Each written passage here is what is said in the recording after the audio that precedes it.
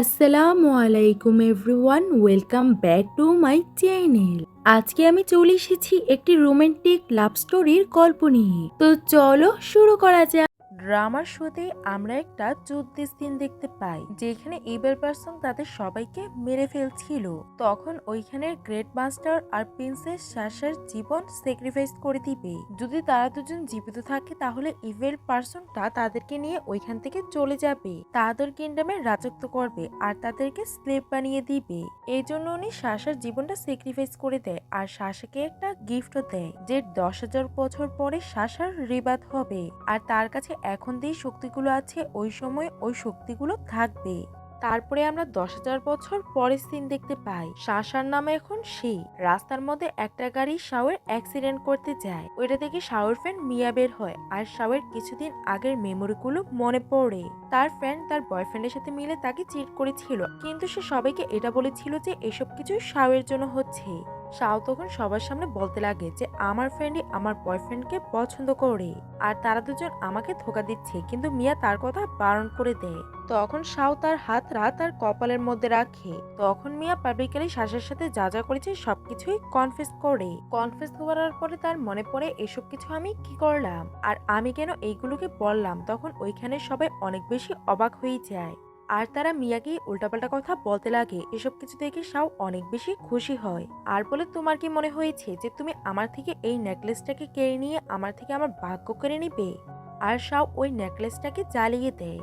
তারপরে সে তার বয়ফ্রেন্ডের বিরুদ্ধে পুলিশে কমপ্লেন করে দেয় যে সে এইখানে অনেককে ধোকা দিচ্ছে, আমার কাছে এটার প্রমাণও আছে। আর সবকিছু পুলিশের কাছে পাঠিয়ে দেয়। তখনই মিয়া জানতে পারে যে জাওকে গ্রেফতার করে নেওয়া হয়েছে। শাও ভাবতে লাগে, মাস্টার যেমনটা বলেছিল এখানে তো আমি একটা গুড রিচ আর হ্যান্ডসাম একটা ছেলে পাবো, কিন্তু আমি কিভাবে জানবো যে সে কে? তখনই তার পাওয়ারের কথা মনে করে, কিন্তু সে এগুলোকে এখনো ভালোভাবে ইউজ করতে পারতো না, কারণ তার রিবাত হয়েছিল সাশার শরীরের মধ্যে। এর জন্য সাশা ভেবে নেয় যে আমি প্র্যাকটিস করে আমার পাওয়ারগুলোকে আরো বেশি শক্তিশালী করব।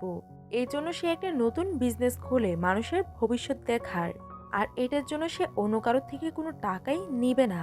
তখন ওইখানে অনেকগুলো লোক আসে, কিন্তু কেউই তাকে বিশ্বাস করতে পারছিল না।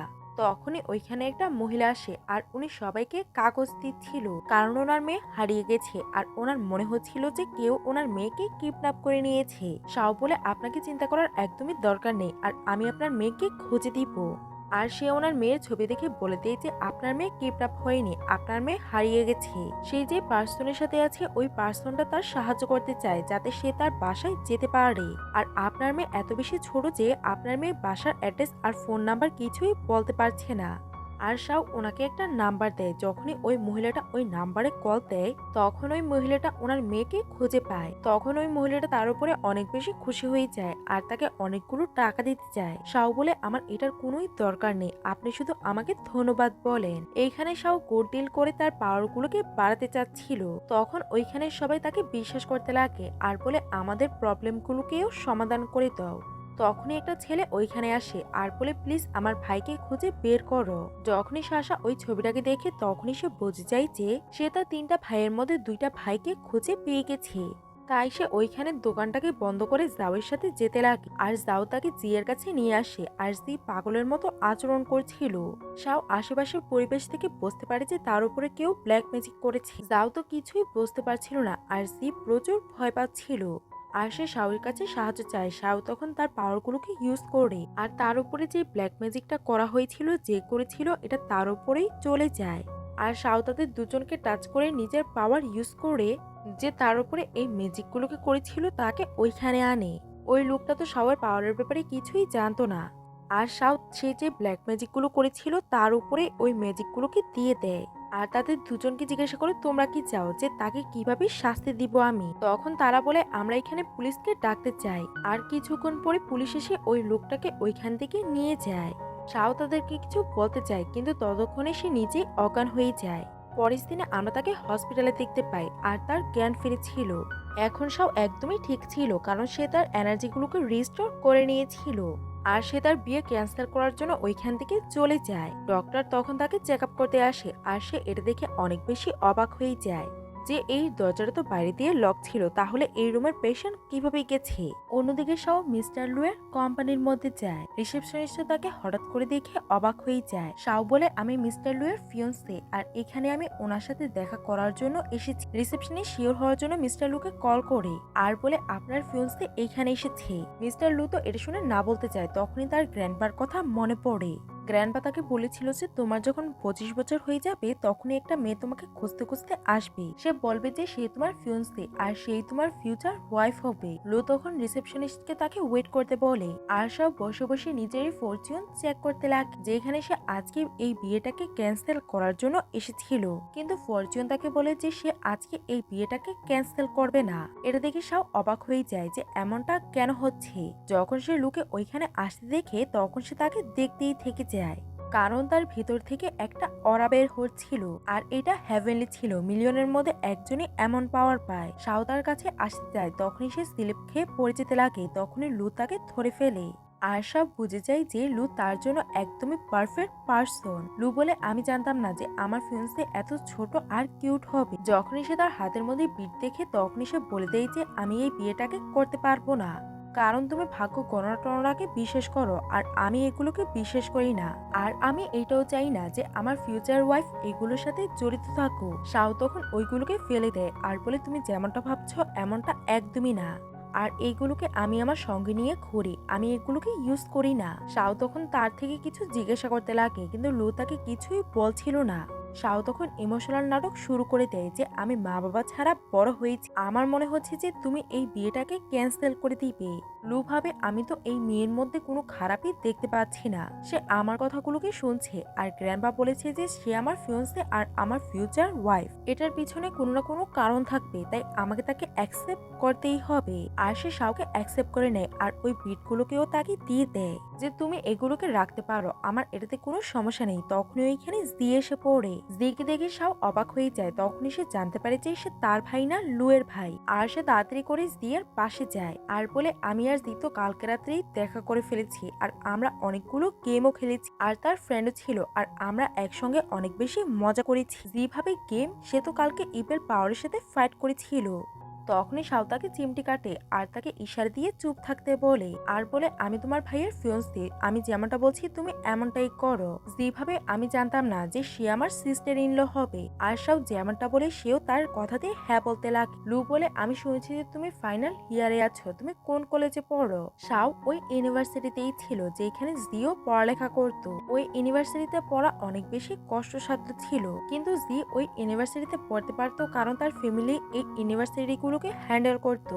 লু বলে, তুমি তোমার খেয়াল রাখবে। তখনই তার অ্যাসিস্ট্যান্ট তাকে ডাকতে আসে আর সে তাদেরকে বাই বলে ওইখান থেকে চলে যায়। তার যাওয়ার সাথে সাথেই জিৎ তার থেকে সাহায্য চাইতে লাগে যে আমার ফ্রেন্ড এখনো আলাদা আলাদা ভূত দেখতে পায়। শাও বলে, এটাতে ভয় পেয়ে বা কি হবে, আর ভূতকে তাকে মেরে ফেলবে না। জি বলে, তোমার জন্য এগুলো নর্মাল হবে, কিন্তু আমার ফ্রেন্ডের জন্য একদমই না, তাই প্লিজ তুমি আমার ফ্রেন্ডকে সেভ করে নাও। তখনই শাও ওইখানে এমিকে দেখতে পায়। শাও তাকে দেখে অনেক বেশি খুশি হয়ে যায়, কিন্তু এমি কষ্টে ছিল কারণ তাকে এইখানে মানুষরা সোল বানিয়ে রেখেছে আর সে এটা থেকে আলাদা হতে পারছে না। জি শাওকে বলে, তুমি এখানে কার সাথে কথা বলছো? এনি এখানে সোল ছিল, তাই সে তাকে দেখতে পারছে না। শাও ভাবে, আমি যদি এনিকে মুক্ত দিতে চাই তাহলে আমাকে অনেকগুলো পাওয়ার পেতে হবে আর এখন তাকে ভালো কাজ করে পয়েন্টগুলোকে বাড়াতে হবে। এখন আমাকে আবারও স্টলটাকে সেট আপ করতে হবে। জি তখন তাকে একটা আইডিয়া দেয় যে তুমি যদি স্টল সেট আপ করো তাহলে বেশি মানুষ তোমাকে চিনতে পারবে না, কিন্তু ওই জিনিসটাই তুমি যদি লাইভে বলো তাহলে মিলিয়ন লোক তোমাকে দেখতে পারবে। শাও তো এইগুলো কিছু বুঝতে পারছিল না। তখনই জি তার একটা ভিডিও তাকে দেখায় যেখানে সবাই তাকে মিস্টিরিয়াস ওমেন নামেই চিনত। শাও বলে, আইডিয়া অনেক বেশি ভালো, তোমার ভাই যদি এই ব্যাপারে জেনে যায় তাহলে কি হবে? জি বলে, এটা নিয়ে তোমাকে একদমই চিন্তা করার দরকার নেই আর আমি আমার ভাইকে সামলে নিব আর তুমি শুধু তোমার কাজকে আবারও শুরু করে দাও। তখনই সে মিস্টার লুকে আসতে দেখে আর সে এমিকে বলে, তুমি একদমই চিন্তা করবে না, আমি তোমার সমস্যাটাকে সমাধান করব, কিন্তু এখন তোমাকে এইখান থেকে যেতে হবে। এমি ওইখান থেকে চলে যায় আর শাও লুয়ের কাছে যায় আর লু শাওকে নিয়ে বাসার মধ্যে আসে। শাও দেখতে পায় যে এখানে অনেকগুলো মেড কাজ করে আর লু তাকে তার রুমে নিয়ে যায়। শাও বলে এটা আমার রুম, তাহলে তোমার রুম কোথায়? লু বলে আমার রুম অন্যটা, তোমার যদি আমার প্রয়োজন হয় তাহলে তুমি আমাকে কল করতে পারো বা আমার রুমেও যেতে পারো। যদি আমি বাসায় না থাকি তাহলে তুমি স্টাফের সাহায্য নিতে পারো। শাও বলে এমনটা কেন, আমরা কি সেম রুমের মধ্যে ঘুমাতে পারবো না? লু তখন তাকে বারণ করে দেয়। শাও বলে আমি যদি তার সাথে না থাকি তাহলে আমি আমার পাওয়ারগুলোকে রিচার্জ কিভাবে করব? তখন শাও ইনোসেন্ট হয়ে তাকে এই ব্যাপারটার জন্য রাজি করতে লাগে। লু বলে তুমি প্রথমে গ্রাজুয়েট হয়ে নাও, তারপরে আমরা দুজন বিয়ে করে নিব। শাও তখন কাউন্ট করতে লাগে আর বলে 3 বছর আমাকে তোমার থেকে আলাদা থাকতে হবে। তখন স্টাফরা তাদের কথাগুলোকে শুনে হাসতে লাগে। পরের দিন সকালে তারা তিনজন বসে ব্রেকফাস্ট করছিল। তখন জি আর শাও শুধু মিস্টার লুকেই দেখছিল যে সে কখন বাসা থেকে চলে যাবে। লু বলে আমি এখন অফিসে যাব আর তোমরা দুজন একসাথে অনেক ভালোভাবে থাকবে। তখন তারা দুজন একসাথে অ্যাক্সিডেন্ট হয়ে হ্যাঁ বলে, কারণ তারা অনেকক্ষণ যাবতীয় লুয়ের যাওয়ার জন্য ওয়েট করছিল যাতে তারা তাদের মিশনটাকে শুরু করতে পারে। শাও তাড়াতাড়ি করে তার ব্যাগ নিয়ে এসে তাকে গুড বাই বলে ওইখান থেকে পাঠিয়ে দেয়। তারপরে তারা তাদের সেটআপটাকে তৈরি করে। একটু পরে শাও তার লাইভ ব্রডকাস্ট শুরু করে। শাও বলে আপনারা শুধু কমেন্টে না লাইভ চ্যাটে অ্যাড হয়েও আপনাদের সমস্যাগুলো আমাকে বলতে পারেন। তখনই একটা ছেলে এসে পড়ে আর বলে সরি, আমি ভুলবশত প্রেস করে ফেলেছি আর আমার কোনোই সমস্যা নেই। শাও বলে কোনো জিনিসই ভুলবশত হয় না, আমি তোমাকে এখানে চুজ করেছি আর তুমি আজকে তোমার ফ্রেন্ডদের সাথে পাহাড়ে যাবে। আর এই জিনিসটা তোমাদের জন্য অনেক বেশি ডেঞ্জারাস, কারণ তোমরা একবার গেলে আর ফিরে আসবে না। হান বলে একদমই না, আমরা খুশি আছি আর ওইখানে যাওয়া আমাদের একটা ড্রিম, এটাকে আমরা পূরণ করতে চাই। আর সে ওইখান থেকে বের হয়ে যায়। তখন শাও ওইখান থেকে অদৃশ্য হয়ে যায় আর জি শাওকে না দেখে ভয় পেয়ে যায় যে সে কোথায় চলে গেছে। শাও ওই ছেলেটার কাছে গিয়েছিল আর গিয়ে তাকে কিছু ম্যাজিক্যাল পেপার দেয় যাতে এই পেপারগুলো তার সব বন্ধুদের কাছে থাকে আর তারা সেফ থাকে। হানও অনেক বেশি কনফিউজ ছিল যে এই কাগজগুলোই বা কি করতে পারবে।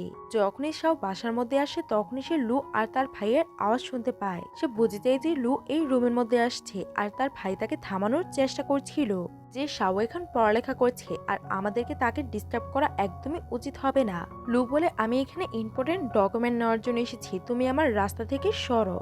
অন্যদিকে শাও তাড়াতাড়ি করে ওই জিনিসগুলোকে লুকিয়ে ফেলে আর লু এসে তাকে পড়তে দেখে আর অনেক বেশি খুশি হয়ে যায়। শাও তার সামনে আসে আর তার চেহারাটা অন্যদিকে ঘুরিয়ে ফেলে, কারণ সে ওইখানে ওইসব জিনিসগুলোকে রেখেছিল।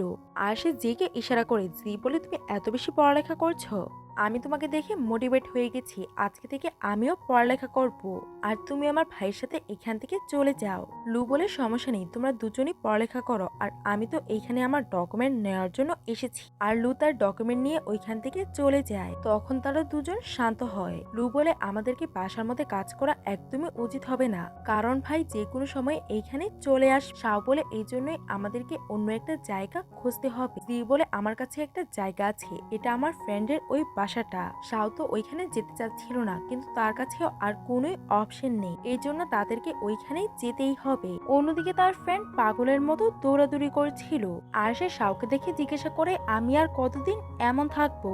শাও বলে আমি তো তোমাকে বলেছি তুমি যদি সূর্যের আলোর নিচে থাকো তাহলে তুমি ঠিক হয়ে যাবে। তখনই গুয়ের বড় ভাই ভ্যাং ওইখানে আসে। শাওয়ের ভ্যাংকে দেখে মনে হতে লাগে এই দুজনের মধ্যে একজন তার ভাই হবে। ভ্যাং তাকে দেখে বলে আমার তোমাকে পরিচিত কেন মনে হচ্ছে? শাও তখন টপিক চেঞ্জ করে দেয়। ভ্যাং তাকে ধন্যবাদ বলে গুকে সেভ করার জন্য আর সে তাকে রিকোয়েস্ট করতে লাগে তার ভাইকে ঠিক করার জন্য, কারণ সে এখনো পুরোভাবে ঠিক হয়নি। শাও বলে কোনো সমস্যা নেই, আমি আপনার সাহায্য করব। শাও তখন ফিল করতে লাগে তাদের বাসার মধ্যে কোনো সমস্যা আছে আর সে গার্ডেনে গিয়ে একটা জায়গার মাটিগুলোকে সরাতে বলে। যখন তারা মাটিগুলোকে সরায় তখনই ওইটা থেকে একটা মূর্তি বের হয়। শাও বলে এই সবকিছু এই মূর্তিটার জন্যই হচ্ছে, আমাদেরকে এটাকে ভেঙে ফেলতে হবে। যখনই তারা ওইটাকে ভেঙে ফেলে তখনই গু নর্মাল হয়ে যায়। তখন ভ্যাং তাকে ধন্যবাদ বলে আর শাও তাকে ধন্যবাদ বলার থেকে বারণ করে, কারণ সে যদি তাকে বেশি ধন্যবাদ বলে তাহলে তার মেরিট পয়েন্ট কম হয়ে যাবে। তখন শ্যান তাকে বলে লাইভের সাথে সাথে আমরা মানুষকে অনেক কিছু শিখাবো, তারপরে দেখবে যে আমরা ওয়ার্ল্ড ট্যুরে চলে যাব। শাও বলে তোমার মাথাটা যদি এটার মধ্যে না লাগিয়ে পড়ালেখায় লাগাতে তাহলে তুমি অনেক দূরে এগিয়ে যেতে। তখন জি হাসতে লাগে আর তারা আবারও তাদের কাজ শুরু করে দেয়। অন্যদিকে লু অফিসে ছিল আর অ্যাসিস্ট্যান্ট তাকে আরো বেশি এগ্রিমেন্ট এনে দেয়। তখনই সে সময় চেক করে আর মোবাইলের ওয়ালপেপারে শাওয়ের ছবি ছিল আর ভাবতে লাগে আমার কাছে সত্যি একটা কিউট ওয়াইফ আসবে। আর সে পরে সব কাজগুলোকে ক্যান্সেল করে দেয়, এটা বলে যে কোম্পানির লোকেরা যদি 6টা বাজে চলে যায় তাহলে আমি এত বেশি কাজ করে কি করব। এটা শুনে অ্যাসিস্ট্যান্ট অবাক হয়ে যায়, কারণ তার বস ওভারনাইট কাজ করত, মিটিং করত, কিন্তু আজকে সে সময় মতন চলে যাচ্ছে। সেও এটা শুনে খুশি হয়ে যায়, কারণ এখন সেও তার গার্লফ্রেন্ডের সাথে বেশি সময় কাটাতে পারবে। লু যখনই বাসায় এসে শাওতাকে দেখেই হাক করে। লু বলে তুমি হয়তো আমাকে একটু বেশি মিস করেছ। শাও বলে হ্যাঁ, আমি সারাদিন শুধু তোমার কথাই ভেবেছি। এই কথাগুলোকে শুনে ভাবতে লাগে এই মেয়েটা তো একদমই বোর হয়নি, সারাদিন শুধু কাজই করছিল আর একবারও আমার ভাইয়ের নাম নেয়নি। অন্যদিকে শাও যখন তার বাসায় ছিল তখনই ওই ছেলেটা তার বাসায় আসে আর বলে প্লিজ আমার গার্লফ্রেন্ডকে সেভ করে নাও, কারণ আমার গার্লফ্রেন্ডকে প্রসেস করে নেওয়া হয়েছে। পরের সিনে তারা ওই মেয়েটার কাছে যায়। শাও তাকে দেখে বলে তাকে কেউই প্রসেস করেনি, তাকে ড্রাগ দেওয়া হয়েছে। তখনই এখানে গ্রামের লোকেরা আসে আর ওই মেয়েটার সিস্টার আসে আর বলে তোমার কি হয়েছে, তুমি তো সবসময় তোমার হাজবেন্ডের সাথে থাকতে চাইতে, আর তুমি এই সিটির ছেলের সাথে কি করছো। আর ওই মেয়েটা এমনটাই করছিল যেমনটা তার সিস্টার করতে বলছিল। তখনই শাও তাকে মেডিসিন দেয় আর ওই মেয়েটা নর্মাল হয়ে যায়। তখন সবাই অনেক বেশি কনফিউজ হয়ে যায় যে এই মেয়েটা নর্মাল কিভাবে হলো। মেয়েটা বলে এটা আমার সিস্টার আর আমি অনেক বছর পরে গ্রামে গিয়েছিলাম যাতে আমি আমার ফ্যামিলির সাথে দেখা করতে পারি। যখনই আমার সিস্টার আমাকে পানি খেতে দেয় তারপর থেকেই আমার কিছুই মনে নেই। সিস্টার বলে হ্যাঁ, এই সবকিছু আমিই করেছি আর আমরা দুজন তো একসাথে জন্ম হয়েছিলাম, কিন্তু তুমি ভালো জব করছো আর সবাই শুধু তোমাকেই সুন্দরী বলে। আমি যতই মেকআপ করিনি কেউই আমাকে অ্যাপ্রিসিয়েট করতে চায় না, সবাই শুধু তোমার প্রশংসাই করতে চায়। এটা শুনে ওই মেয়েটা অবাক হয়ে যায় যে তার সিস্টার তাকেই হিংসে করছে। শাও বলে আজকাল মানুষ অনেক খারাপ, তারা আপন মানুষদেরকেও হিংসে করে। যখনই তারা বাসায় আসে তখনই তার থার্ড ভাই তাকে ধন্যবাদ বলতে লাগে যে আপনি যদি সঠিক সময়ে না আসতেন তাহলে আমি হয়তো আমার গার্লফ্রেন্ডকে হারিয়ে ফেলতাম। আর তারা তাদের রিলেশনশিপটাকে পাবলিক করে দেয়। থার্ড ভাই তার আরেকটা ভাইকে বলে শাওকে অনেকটাই আমার মায়ের মতো লাগে। শাও এটা শুনে অবাক হয়ে যায়। তখনই ওইখানে ভ্যাং আসে আর তাদের সবাইকে একটা দুঃসংবাদ দেয়। এটা শোনার পর সবাই অনেক বেশি চিন্তিত হয়ে পড়ে। গু বসে তার সিস্টারের ব্যাপারে ভাবছিল, কারণ এখনো সে তার সিস্টারকে খুঁজে পায়নি। যখনই শাও ওইখানে আসে ভ্যাং তার থেকে সাহায্য চাইতে লাগে। শাও গুকে ওইখান থেকে যেতে বলে আর বলে তোমার সিস্টার তোমার সামনেই আছে। ভ্যাং বলে কি আমার সিস্টার মারা গেছে আর সে একটা সোল হয়ে গেছে, আমি তাকে এখন দেখতে পাচ্ছি না। শাও বলে উল্টাপাল্টা কথা বলা বন্ধ করো, আর তোমার সিস্টার আমি। ভ্যাং বলে তুমি যদি সব ব্যাপারে জানতে তাহলে তুমি আমাদেরকে আগে এই ব্যাপারে কেন বলোনি। শাও বলে এটা বলেই বা কি হবে, আর আমি তো অমর আর তোমাদের সবার অবস্থা একদমই ঠিক আছে, আমার সাহায্যের তোমাদের কারোই দরকার নেই। ভ্যাং বলে সবকিছুই ঠিক আছে, কিন্তু তুমি লুয়ের বাসার মধ্যে কেন থাকছো। শাও বলে এই জন্য কারণ আমরা দুজনেই বিয়ে করব আর সে আমার ফিয়ন্সে আর অনেক তাড়াতাড়ি আমাদের বিয়ে হবে। ভ্যাং বলে তোমরা দুজন একে অপরের সাথে বিয়ে করতে পারবে না, আর সে তার সঙ্গে শাওকে নিয়ে যেতে চায়। তখন শাও অদৃশ্য হয়ে যায়। শাও বলে এই রিজনটার জন্যই আমি তোমাকে আমার পরিচয় দিতে চাইনি আর আমি কোনোদিনও তোমার সাথে যাব না, এটা বলেই সে ওইখান থেকে চলে যায়। পরের দিন লু শাওকে ইউনিভার্সিটিতে নিয়ে যেতে লাগে। তখনই ওইখানে ভ্যান আসে আর বলে আমিও ওইখানেই যাচ্ছি, তাই আমি ভেবেছি তোমাদের দুজনকে ওইখানে ছেড়ে দেই। লু তো কিছুই বুঝতে পারছিল না যে ভ্যাঙ্কের কি হয়ে গেছে। সে তো কোনোদিনও আমার সাথে কথা বলতো না আর আমাকে হেট করতো, আর এখন সে আমাকে রাইট দিতে চায়। ভ্যাঙ্ক বলে তোমরা বেশি না ভেবে আমার সাথে চলো, আমার কাছে অনেকগুলো কাজ আছে। শাও ভাবে আমি যদি তার সাথে না যাই তাহলে সে লুকে বলে দিবে যে আমি তার সিস্টার, এই জন্য সে তার সাথে চলে যায়। যখনই তারা ইউনিভার্সিটিতে যায় লু শাওয়ের অনেকগুলো ছবি তুলতে লাগে। তখন ভ্যাং লুকে সাইড করে দেয় আর সে ডিএসএলআর নিয়ে এসেছিল যাতে সে তার সিস্টারের ছবি তুলতে পারে। পরের দিনে তারা কনভিনিয়েন্স স্টোরে যায় কিছু জিনিসপত্র কেনার জন্য। শাওয়ের যে জিনিসগুলো পছন্দ হয় ওইগুলো লু না ভ্যাং তার জন্য ওইগুলোকে কিনে দেয়। যখন তারা দুজন হাঁটছিল তখনও ভ্যাং তাদের পিছনেই ছিল। লু বলে তুমি আমাদের পিছে কেন ঘুরছো, তুমি তো আমাদেরকে ড্রপ করার জন্য এসেছিলে, এখন তো আমার মনে হচ্ছে রাতে তুমি আমাদের সাথেই বাসায় যাবে। ভ্যাং বলে শাও আমার সিস্টারের মতো, তাই আমি তাকে প্রোটেক্ট করছি। লু বলে মুখটাকে বন্ধ রাখো, সে আমার ফিয়ন্সে আর সে কোনদিনই বা তোমার সিস্টার হলো, আর প্লিজ এখন তুমি আমাদেরকে আমাদের প্রাইভেট টাইম কাটাতে দাও। এটা বলেই সে শাওকে নিয়ে ওইখান থেকে চলে যায়। ভ্যাং বলে সমস্যা নেই, তুমি যদি সত্যিটা জানতে পারো তাহলে তুমি আমার কাছে এসে রিকোয়েস্ট করবে।